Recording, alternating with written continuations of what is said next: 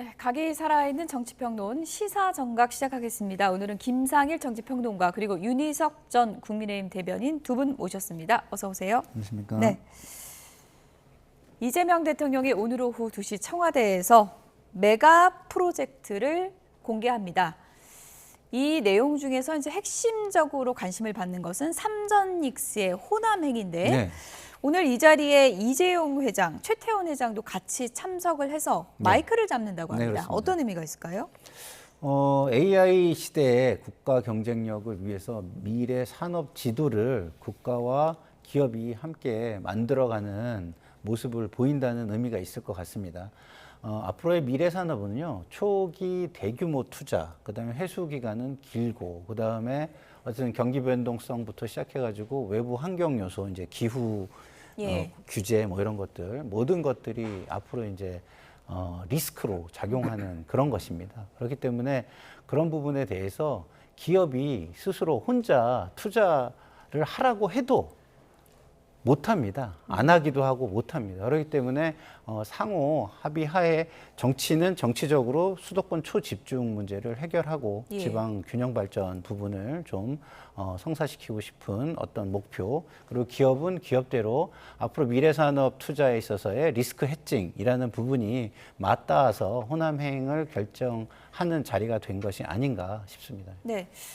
야권에서는 상당히 반발하는 분위기가 큰 것 같습니다. 일단 국민의힘에서는 기업이 자체적으로 평가해서 기업 이사회가 투자 계획을 발표하는 게 아니라 이런 형식으로 발표하는 게 맞냐라고 반문을 하고 있는데 그건 어떻게 보세요? 가장 중요한 얘기입니다. 지금 왜 이 투자가 호남 지역에 국한해서 이루어지느냐는 것에 대해서 제일 집중하는 걸로 알고 계시지만 그건 제가 볼 때는 정부에서 설명하면 된다고 봐요. 왜 호남에 가야 되는지는.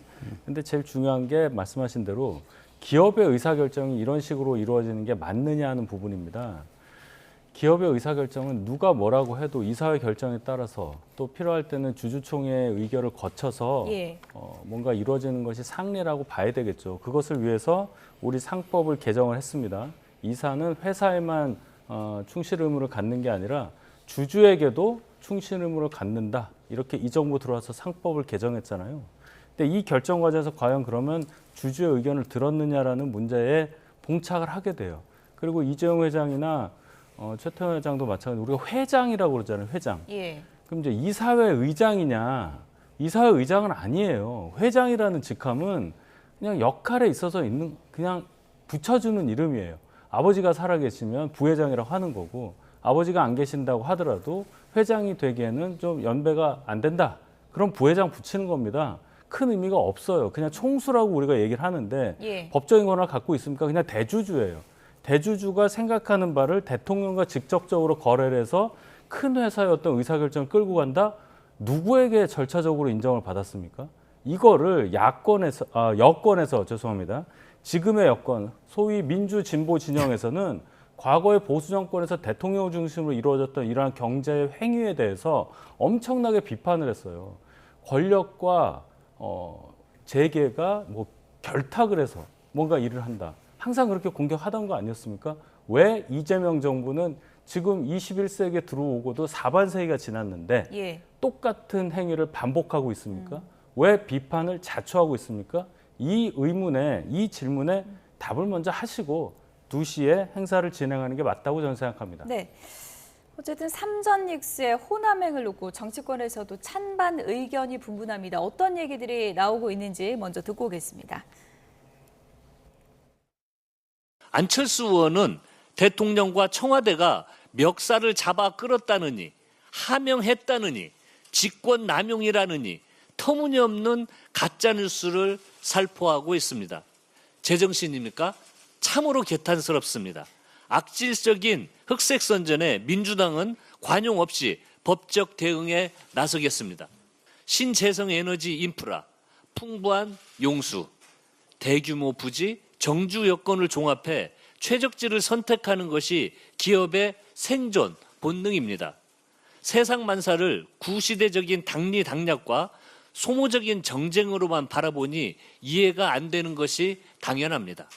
SK 최태원 회장께서 한중의원연맹 주관의 AI 특별 강연을 국회에서 했었고, 그때 민주당의 그 광주 지역구 그 모 의원께서 질문을 했어요. 호남 쪽 전기가 풍부한데 반도체 공장을 이쪽으로 옮기실 생각은 없습니까? 그랬더니 최태원 회장이 전기가 있는 곳에 기업이 가는 건 맞습니다. 그런데 반도체가 가야 되는 건 의문이네요.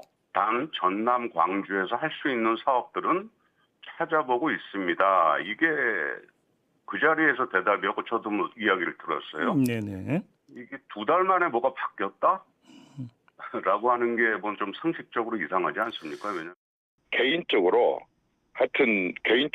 세상에서 가장 큰 플랜카드를 하나 걸고 싶어요. 네. 하나님, 삼성 SK를 보내주셔서 감사합니다. 네. 통합시민 국민의힘 당원 이정현 네. 이 이름으로 큰 정말 플랜카드를 하나 걸고 싶을 정도로 저는 아주 정말 좀 반가운 그리고 기쁜 저는 소식이라. 네, 정치권의 갑론을박을 들어봤는데 핵심적인 질문이 이거겠죠. 왜 호남이어야 합니까? 네. 이 부분일 텐데요. 개인적으로는 어떻게 분석을 하십니까? 아까도 제가 말씀을 드렸던 부분이고요. 기본적으로 국제 산업 경쟁력을 확보해야 되는 미래 산업 전략인 것입니다. 예. 그렇다고 한다면 그 부분에 있어서는 기업이 자체적인 결정을 해서 자체적으로 투자하는 건 리스크가 너무 커요. 아까 그 고동진 사장의 이야기는 제가 네. 볼 때는 좀 약간 좀 너무 축소된 이야기를 하는 거예요. 기업이 자체적으로 호남 가라면 안 가죠. 수도권에서 당연히 하고 싶죠. 근데 수도권이 아닌 뭐 제주로 가든 호남으로 가면 국가가 인센티브를 제공하는 겁니다. 왜? 국가가 국토의 균형 발전을 시켜서 지역을 살리고 지역의 일자리를 만들고 지역 경제를 활성화시키고 수도권의 초과밀을 해소하는 게 시대적인 큰 과제예요. 그런 부분이 있기 때문에 이것을 대기업과 의논해서 결정을 하는 것이고 국가 주도로 할 수밖에 없다. 국가와 예. 기업이 같이 하는 거죠. 왜냐하면 국가는 이런 국가의 어떤 미래 전략이 존재하는 거고 산업계는 또 산업 경쟁력이라는 게 존재하는 것입니다. 근데 호남에 갔는데 산업 경쟁력이 전혀 없다라고 한다면 기업을 갈 수가 없어요. 그리고 좀 전에 잘 말씀해 주셨지만 예. 상법 개정에 의해서 이재용 회장이 배임으로 걸릴 수도 있는 것입니다. 예. 그런데 이것을 갖다가 무기력하게 그냥 재벌들이 국가만 하라는 대로 시켜가지고 이걸 다 하고 있다? 이렇게 얘기하기 저는 어려운 예. 것이다라고 생각을 합니다. 반도체 단지를 짓기 위한 필수 조건에 호남이 맞느냐 이 부분을 놓고도 논쟁이 되고 있는 것 같은데요. 그래픽을 보여주시면 이런 부분이겠죠. 부지, 전력, 용수, 인재, 협력사 뭐 여러 가지가 필요하지만 지금 가장 문제시하는 것은 국민의힘 쪽에서 아무래도 전력하고 인재 부분 같아요. 그렇습니다. 용수 문제도 커요. 용수 지금 문제도. 영산강유역은 예. 용수가 항상 부족해서 섬진강 쪽 물을 갖다 쓰는 건데 그렇게 되면 이제 여수 산단에도 영향이 미칠 거고 뭐 이런 얘기들이 있습니다. 예. 자, 용수 문제 그렇다 치고요. 뭐 부지 문제 다 좋은데 이제 전력이 가장 중요하잖아요. 조금이라도 정전이 순간적으로만 일어나도 안 된다는 거 우리가 알고 있잖아요. 중요한 건 이제 뭐 RE100 그래가지고 뭐 재생에너지를 사용해서 산업 활동에 쓴다 이렇게 해야만 한다는 차원으로 이 호남권에 예를 들어 태양광 같은 것도 많으니까 그걸 활용한다 뭐 이런 얘기는 다 좋습니다. 예. 중요한 건 전력만 생산하면 되는 게 아니라 그것을 송전하고 배전하는 시스템이 중요한데 과연 그게 제대로 돼 있느냐 거기에 대한 설명은 별로 없습니다. 그게 제일 걱정이 되고요. 그 태양 정부에서 에너지를 주로 이용하게 되는 건가요? 그렇죠. 우리가 잘 알겠지만 뭐 카말 커브라고 해서 우리가 해가 떠 있는 때만 그게 생산이 되잖아요. 그러면 해가 졌을 때는 어떻게 해야 되냐 문제까지 있기 때문에 여러 그냥 전력만 생산한다고 해서 그걸 가지고 있다가 다시 송배전한다 이런 게 말처럼 되고 있지가 않아요. 그러니까 그게 먼저 있어야 하는데 과연 거기에 대한 고려가 있었느냐 그게 하나가 있고 말씀하신 대로 인재들이 과연 그런 호남 지역에 내려가서 일을 제대로 할 거냐. 그럼 수도권에 있는 반도체 기지와 호남권에 있을 반도체 기지 사이에 기술 격차 같은 것이 분명히 발생을 하고 소위 말하는 수율, 반도체를 생산하는 데 있어서 완제품으로 납품할 수 있을 정도까지 얼마나 그 제품을 만들 수 있느냐 많이 만들 수 있느냐, 효율적으로 만들 수 있느냐, 이 부분에 대한 문제가 분명히 있을 것이기 때문에 과연 거기까지 정부가 다 점검을 해서 이렇게 오늘 발표하는 과정까지 왔느냐, 예. 저는 의문이 많이 남을 수밖에 없다고 생각합니다. 한계와 리스크는 항상 있는 거예요. 제가 아까도 말씀드렸지만 기업이 스스로 결정을 해서 수도권에 한다 그래도 부지가 얼마나 비쌉니까? 그죠? 그런 것부터 시작해가지고 그 과밀화된 부분에 대한 부분, 그 다음에 물 부족 부분, 모든 것이 다 존재를 합니다. 이게 중장기 계획이라는 것을 좀 국민들께서 알아주셨으면 좋겠는 게, 호남은 현재는 부적합한 입지겠죠. 당연히 현재 시점으로 보면은 수도권과 충청권 축으로 가는 것이 맞습니다. 협력사들이 거기에 또 몰려 있기도 예. 하고.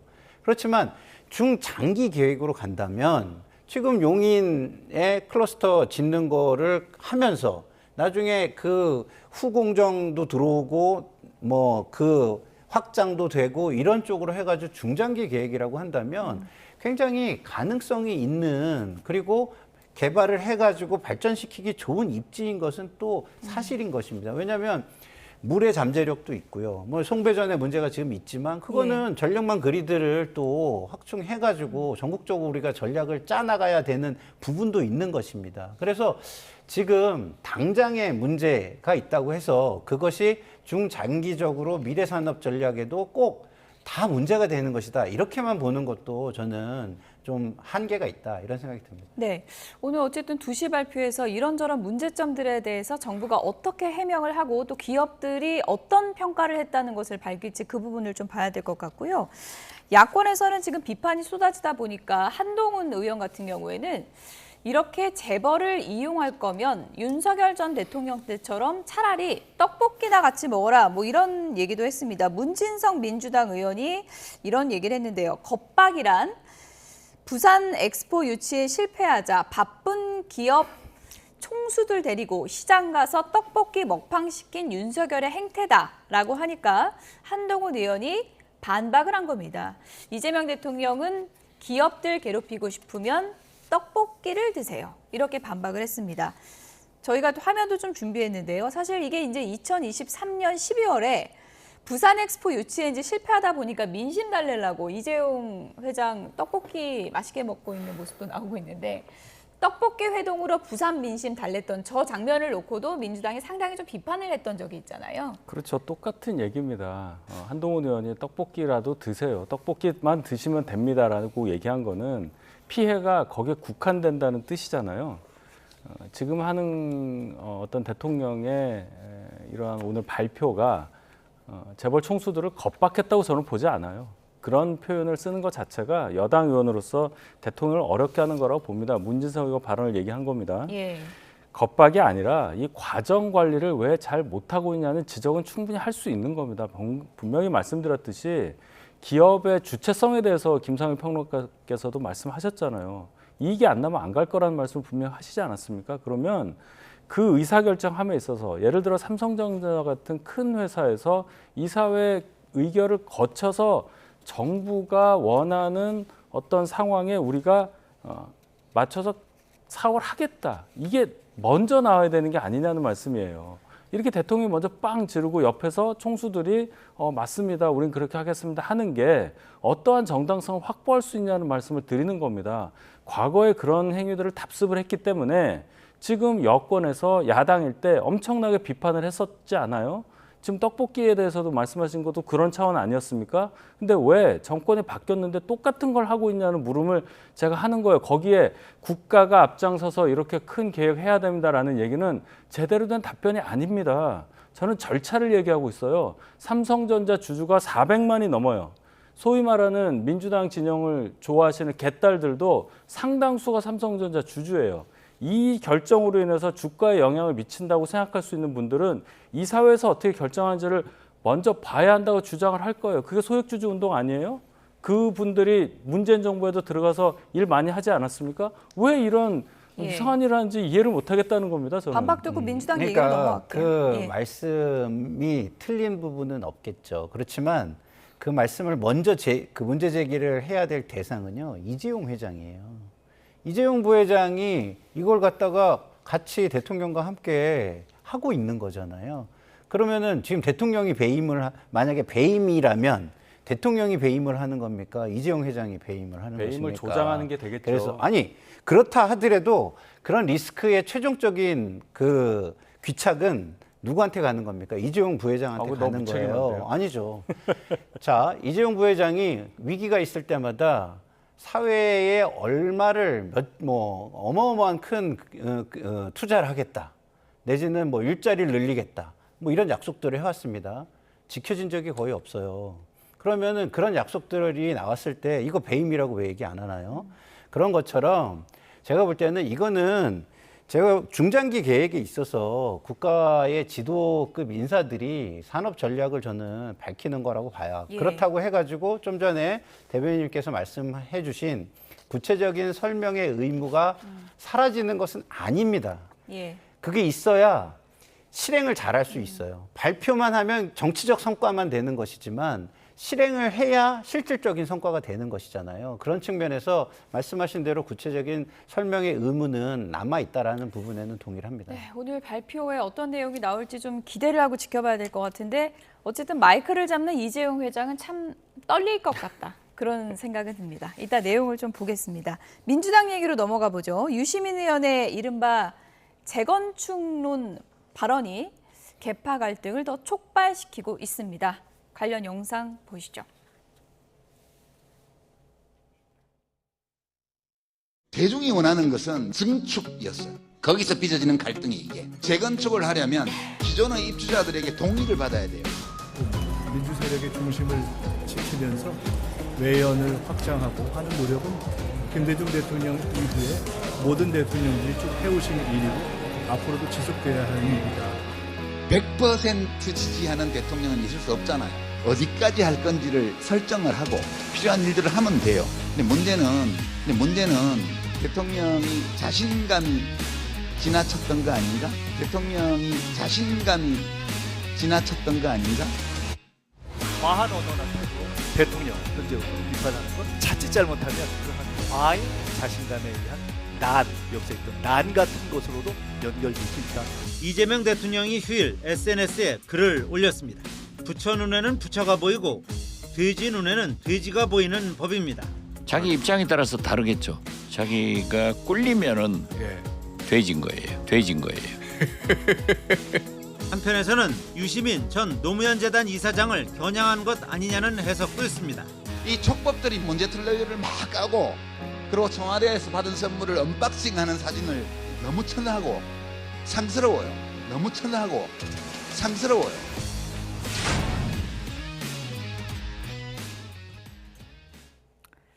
안 그래도 뜨거워진 전당대회인데 유시민 작가까지 본격 등판했습니다. 재건축론이 나오자 김민석 총리가 바로 이거 조선시대도 아닌데 난이 될 수 있다 이렇게 맞받아쳤거든요. 언어가 이제 점점 더 거칠어지는 예. 모습이어서 상대당이긴 하지만 굉장히 좀 걱정스럽습니다. 여권이 분열한다는 게 국가적으로는 안 좋은 일이니까요. 저는 왜 이렇게 여권이 분열하는지에 대해서 예를 들어 어떤 이념적인 노선 갈등이라거나 정책 추진 과정에서 큰 문제가 있어서 이렇게 불거졌다면 저도 이해를 하겠는데 네. 듣다 보니까 그런 게 아닌 것 같고 한 20년 전에 있었던 일이 반복되는 것 같아서 더 의아합니다. 결론은 제가 볼 때는 유시민 씨를 중심으로 또는 정청래 대표를 중심으로 한 그러한 분들이 이제 당에 오래 계셨던 분들이잖아요. 민주 진보 지역 내에서 정치를 오래 하셨던 분들이고 특히나 한 40년 전, 50년 전 학생운동 때부터 뭔가를 하셨던 분들이라서 주인의식을 과도하게 갖고 있는 게 아닌가 생각합니다. 그렇기 때문에 노무현 대통령 재임 기간 중에도 내부에서 분열이 이루어지면서 열린우리당 창당부터 시작해서 결국 노무현 정부가 좀 끝을 제대로 못 맺었던 그런 과정도 내부의 분열이었다고 보는데 이유가 학생운동권과 거리가 먼 분이 대통령이 돼서 결국 흔들었다는 거. 지금도 마찬가지입니다. 본인들은 본류인데 대통령을 배출하지 못했다는 그런 의식 때문에 이재명 대통령 잘하고 계심에도 불구하고 뭔가 우리가 소외되고 있는 게 아니냐. 예. 뭐 이런 내부의 갈등 때문에 여기까지 온 게 아닌가. 그렇다면은 이것은 토론으로도 뭔가 합의가 이루어질 수 없는 상황이기 때문에 전당대회 과정에서 굉장히 큰 파열음이 날 수밖에 없고 지금도 나고 있고요. 결과가 나서 당선자가 나온다 하더라도 그 이후 상황이 훨씬 더 심각할 것이다. 예. 이런 예상을 안 할 수가 없습니다. 김장일 평론가님, 네. 자신감이 지나쳤다. 재건축하려면 입주민 동의받아라. 선 넘은 발언입니까? 글쎄요, 저는 잘 모르겠네요. 예. 이거를 뭐 증축 재건축에 비유하는 것도 저는 적절한지 잘 모르겠어요. 왜냐하면 그 지지층을 언제 나가라고 한 적이 있나요? 그런 적이 없습니다, 대통령께서. 본인들이 그렇게 느끼는 거예요. 그것도 유시민 작가 중심으로 한 일부 소수가 그렇게 느끼는 것입니다. 네. 본인들이 그렇게- 동의하지 않는 방향으로 가고 있는 것 그렇죠. 같다. 이런 설명이 그 얘기를 나와요? 하는 거죠. 예. 그 얘기 본인들이 동의하지 않는 걸 왜 하냐 이 얘기지 무슨 저걸 재건축 이야기를 하는지 저는 잘 모르겠고 민주당이 만약에 재건축을 한다면 예. 아니 재입주가 가능하고 젠트리피케이션이 안 되는 재건축을 하겠지. 그리고 자산 가치가 상승시켜주는 재건축을 하겠지. 기존 입주민을 쫓아내는 재건축을 하겠습니까? 그렇게 얘기하는 것 자체가 그동안 민주당의 정체성에 너무 반하는 이야기를 하고 이쪽을 너무 이렇게 공격하는 궁지로 모으는 그런 거예요. 근데 문제는 뭐냐 이런 겁니다. 규정을 해요. 자격과 조건을 다 규정을 합니다. 그러니까 저 같은 사람은 용역 평론가, 촉법 예. 평론가 뭐 이래가지고 말할 자격도 없고 말하는 것 자체가 구구절절히 위법이거나 내지는 뭐 용역을 받아서 이익을 위해서 사익을 위해서 하는 사람으로 그냥 규정해 버려요. 뭘 받은 게 없으시잖아요. 아니, 전 전혀 없어요. 예. 그리고 있다면 유시민 작가가 오히려 훨씬 더 많겠죠. 자리도 많이 했고. 저는 자리 오퍼도 그동안 다 거절했지 하나 제대로 승낙한 게 하나도 예. 없습니다. 예? 그런데 그런 사람이 넌 말할 자격이 없어. 누구에게 어느 국민에게 말할 자격과 아닌 거를 유시민 작가가 줄 수 있다라는 그 생각 저는 거기에 너무 놀랐고요. 아 이미 철저한 기득권이 되어 있구나. 사고 자체가 철저하게 기득권이 되어 있구나. 이런 예. 생각을 지울 수가 없습니다. 김장일 평론가께서 뭐 워낙 진보 지형도를 잘 알고 계시니까 여쭤보면은 김어준 씨가 어쨌든 이 판을 깔아줬잖아요. 그렇죠. 본인이 얘기한 건 아니지만 어쨌든 네. 무대를 마련해 줬습니다. 맞습니다. 김어준 씨와 네. 유시민 작가 그리고 정청래 전 대표는 끝까지 함께 갈 거라고 보세요? 글쎄요, 뭐 일단은 지금 정치적 상황에서는 뭐 요 전당대회는 같이 가겠죠. 예. 그러나 상황이 바뀌어서 같이 안 간다면 그 ABC 중에 사익을 위한 사람들이라는 것을 본인들 스스로 입증하는 것이 되지 않을까 이런 생각이 듭니다. 네. 이재명 대통령이 문재인 전 대통령 만나잖아요. 네. 그러면 문재인 전 대통령의 스탠스라고 할까요? 그게 참 애매해질 것 같은데 어떻게 봐야 됩니까? 문재인 대통령 스탠스는 기본적으로 애매한 거죠. 전직 대통령이니까요. 근데 지금은 본인의 애매함을 고려하기보다는 본인이 당혹스러운 상황을 맞은 것을 탈피하기 위한 그러한 발언이 우선이라고 생각하실 겁니다. 무슨 예. 얘기냐면 방금 전에 화면에서 유시민 작가도 말씀하셨지만 문재인의 문으로 시작되는 단어들이 나열이 되잖아요. 본인은 왜 본인의 성이 맨 앞에 있는지에 대해서 굉장히 불만을 가지고 있는 것으로 알고 있습니다. 마치 이 전당대회를 둘러싼 갈등의 전면에 본인이 뒤에 있는 듯한 뭔가 지시하는 듯한 뭔가 그쪽 세력의 어떤 뭐 우두머리 역할을 하는 듯한 그런 상황이 굉장히 당혹스러울 것으로 보이고 괜히 전직 대통령으로서 그런 정치 싸움에 끼고 싶지도 않고 그럴 의사도 없으며 또 그런 상황도 아니라는 것을 강변하기 위해서라도 어떠한 차원의 발언이 있을 것이다. 분명히 이재명 대통령을 지원하자는 말씀을 하실 거고 예. 본인은 뭐 전체 진영을 위해서 행동해야 한다. 뭐 이런 말씀 하실 겁니다. 약간은 그것으로서 거리두기. 약간이 아니라 완전히 거리두려고 거리두기. 하실 텐데 그렇게 되면 정청래 의원을 중심으로 한 분들은 괜히 1패를 당한 것 같은 느낌을 받을 수 있어서 예. 그 발언의 수위나 그런 어떤 내용들에 대해서 많은 관심이 가는 것이 사실이라고 봅니다. 네. 전당대회에 나올 것으로 예상이 되고 있는 송영길 의원은 오늘 아침에 정청래 전 대표를 직격했습니다. 어떤 얘기인지 들어보시죠. 이른바 친노 친문 적통 논쟁. 또 민주당 DNA 노무현 퀴즈. 예전에 많이 듣던 말이었는데 오랜만에 다시 듣는 것 같아요. 이 말씀을 들으면서. 근데 이제 정청래 전 대표가 정통성을 이제 부각한다라고 언론에서는 평가를 하고 있는데 이런 모습은 어떻게 보세요? 정청래 대표가 그럴 수는 없을 텐데 정청래 대표는 완전히 노무현 대통령과 등을 져서 장례식에 참석도 못했어요. 아마 김민석 총리를 공격하려고 노무현 적통 이런 걸 따지면 다른 분은 몰라도 적어도 정청래 후보는 그렇게 할 수가 없을 것입니다. 그러니까 우리 모두가 노무현 대통령을 못 지킨 것에 대한 우리가 공동의 책임이 있잖아요. 네, 이것은 송영길 의원의 주장이고요. 정청래 전 대표는 장례식에 참석하지 못했다는 것은 100% 허위 사실이다. 이렇게 SNS 글을 올려서 반박을 했습니다. 장례식에 참석을 못했다. 이거를 어떻게 봐야 됩니까? 그럴 가능성이 있다고 보십니까? 뭐 일단 예. 뭐 앞줄에 앉지 못해서 송영길 전 대표 눈에 안 보였다면 뭐 그런 오해를 할 수는 있을 수도 있겠죠. 나는 못 봤다. 예. 예. 그렇지만 어쨌든 본인이 갔다고 하면 예. 그것은 제가 볼 때는 뭐 증인이 있거나 있을 텐데 이거를 뭐 안 가고 갔다고 지금 상황에서 주장하면은 훨씬 큰 부메랑으로 돌아오지 예. 않겠습니까? 그래서 저는 갔다고 얘기하는 게 맞지 않을까. 근데 이런 건 있을 겁니다. 그 당시에 나름 그 주류 쪽과 약간의 갈등이 있었다면, 약간 그 뭐 한쪽에 구석에 뭐 가서 참석을 할 수도 있는 것이죠. 그러니까 예를 들어서 예전에 그 조국 집회가 있을 때 저 같은 경우 방송을 하면서 조국 그때 전 수석을 좀 많이 비판을 했거든요. 예. 집회에 전면에 가서 사람들 눈에 많이 띌 수가 없었어요, 저는. 네네. 예. 또 안 가볼 수도 없었고. 예. 그러면 그렇게 갔을 수도 있고, 다른 방식으로 갔을 수도 있고, 예. 아니면 뭐 갔는데, 당당하게 갔는데, 그래도 뭐 굳이 막 거기에서 사람들하고 많이 인사를 안 했을 수도 있고, 이런 것이죠. 근데 중요한 것은 그런 게 중요한 게 아니라 저것이 의미하는 게 뭐냐면 지금 상당히 지금 큰 갈등을 겪고 있고 그 갈등이 쉽게 봉합되기 좀 어려운 상황이다라는 것입니다. 근데 말씀하셨듯이 지금 집권 세력이 이런 식으로 갈라지는 건 더더군다나 집권 2년 차입니다. 예? 후반기도 아니에요.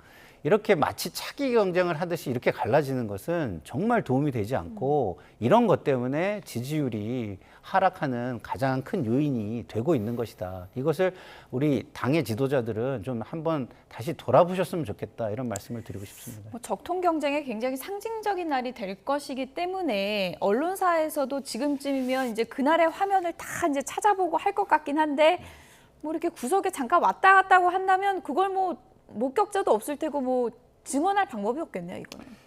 장례식장에 실제로 가셨다 안 가셨다가 중요한 게 아니고요. 예. 가셨다 하더라도 환영받는 그런 조문객이었냐 그게 중요한 거 아니겠습니까? 적통이라는 말은요 굉장히 무거운 단어예요. 그래도 거짓말을 하면 안 되는 거잖아요. 그렇죠. 이제 예. 그것도 문제가 되는데 예. 적통을 주장하기 위한 근거로 너무 박약한 걸 대니까 보다 못한 내부자들이 이런 얘기까지 하는 것 이건 정청래 의원이 정말 무겁게 받아들여야 한다고 저는 생각합니다. 네. 오늘 뭐 시간이 부족해서 국민의힘 얘기를 다루지 못했는데 오늘 의원총회가 있으니까 국민의힘 의원총회 얘기가 나오면 내일 또 전해드리도록 하겠습니다. 김상일 정치평론가, 윤희석 전 국민의힘 대변인 두 분이었습니다. 고맙습니다.